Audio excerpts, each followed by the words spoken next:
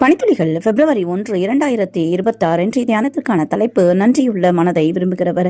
தியான வசனம் யாத்ராகமம் 17. பிறனுக்குள்ள யாதொன்றையும் இச்சியாதிருப்பாயாக.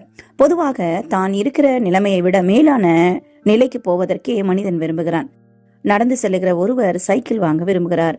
சைக்கிள் வைத்திருக்கிற ஒருவர் ஸ்கூட்டர் வாங்க விரும்புகிறார். ஸ்கூட்டர் வைத்திருக்கிற ஒருவர் கார் வாங்க விரும்புகிறார். இது தவறா? ஒன்று தேவை என்றால் அதை வைத்திருப்பதில் தவறு இல்லை. ஆனால் நம்மிடம் இவை எல்லாம் இல்லையே என்று எரிச்சல் படுவது தவறு. அப்படி எரிச்சல் படும்போது பிறருக்குரியவற்றை நாம் இச்சிக்க ஆரம்பிப்போம். இது தவறு. ஒன்றை புரிந்து கொள்ள வேண்டும். நாம் நல்ல நிலைமையில் இருப்பதையே தேவன் விரும்புகிறார். நமக்கு எது தேவையோ அதை கர்த்தர் நிச்சயமாக தருவார். ஆனால் தேவைக்கு அதிகமாக வைத்திருக்க தேவையில்லை. ஜான் வெஸ்லி என்பவர் மெத்தடிஸ்ட் சபையின் நிறுவனர். ஆரம்பத்தில் ஆக்ஸ்போர்டில் ஒரு ஆசிரியராக இருந்தார். அவர் தனது அறையை அழகாக காட்ட அழகிய அலங்கார படங்களை ஒரு நாள் வாங்கினார். அன்று அவரது அறையை சுத்தம் செய்ய ஒரு பெண் வந்தாள். அது ஒரு குளிர்காலம். அவள் உடலில் மிகவும் மெல்லிய ஆடை மட்டுமே இருந்தது. கம்பளி இல்லை. மனம் உருகிய வெஸ்லி அவளுக்கு பணம் கொடுக்க விரும்பினார். ஆனால் அவர் கையில் ஒன்றும் இல்லை. அவரது பணம் அனைத்தும் அலங்கார பொருட்களுக்காக செலவாகிவிட்டது.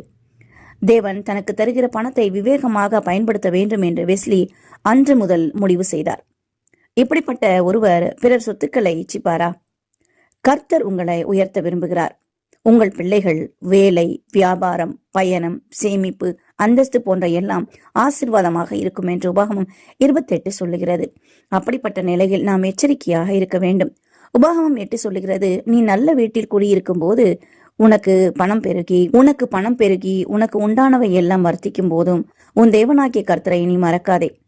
உன் சாமர்த்தியமும் என் கைபலனும் இந்த ஐஸ்வர்யத்தை எனக்கு சம்பாதித்தது என்று சொல்லாதே. உன் தேவனாகிய கர்த்தரை நினை. அவரே இந்த நாளில் உனக்கு உண்டாயிருக்கிறது போல ஐஸ்வர்யத்தை சம்பாதிப்பதற்கான பலனை உனக்கு கொடுக்கிறவர்.